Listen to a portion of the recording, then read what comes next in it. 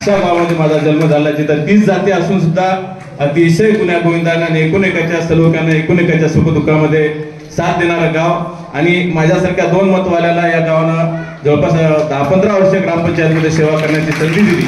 ते मी भाग्यच होतं. राहिला विषय लेकरांचा.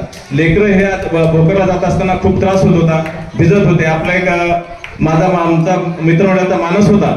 माझं काही वैयक्तिक काम नाही त्याच्यामध्ये. आनंद भाऊजी असतील, आठपुलवाड सर असतील, साई पाटील असतील, सर्वज काका असतील, आमचे सर्व ग्रामपंचायतची सदस्य मंडळी असतील, पोलीस पाटील असतील, यांनी एक मानसिक केलं गावातल्या लेकरांना आपल्याला छत्री वाटपाचा कार्यक्रम ठेवायचा आहे. आणि औचित्य आम्हाला भाग्य, आमच्या मराठवाड्याचे भाग्यविधाते महाराष्ट्राचे नेते आदरणीय दिवंगत शंकररावजी चव्हाण यांची जयंती काल परवा 14 जुलैला झाली आणि तेव्हापासूनच हा कार्यक्रम करण्याचा मानस होता.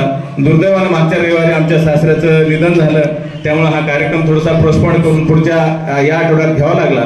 त्यामुळं मी सर्वांना त्या झालेल्या विलंबाबद्दल मी दिलगिरी व्यक्त करतो आणि लेकराला हा छत्री वाटप करत असताना लेकरांनी शिक्षणाकडे लक्ष द्यावं एवढीच माझी प्रामाणिक अपेक्षा आहे. आणि त्याच्या पाठीमागचा उद्देश सुद्धा हा कुठलाही राजकीय देवाच्या दारामध्ये उभं राहून सांगतो की कुठलाही राजकीय याच्या पाठीमाग स्वार्थ नव्हता आणि नाही आहे. राजकीय मला काही करायची गरज बी नाही.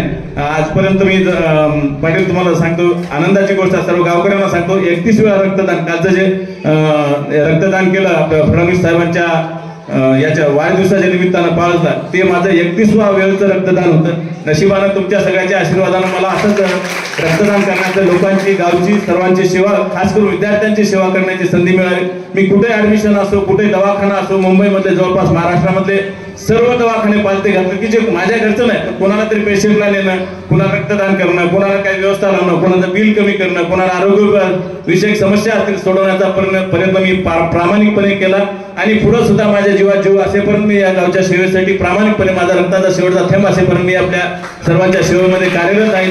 एवढीच अपेक्षा करून आपण सर्वजण आलात पुन्हा एकदा त्याबद्दल मी आपले सर्वांचे आभार व्यक्त करतो. जय हिंद, जय महाराष्ट्र.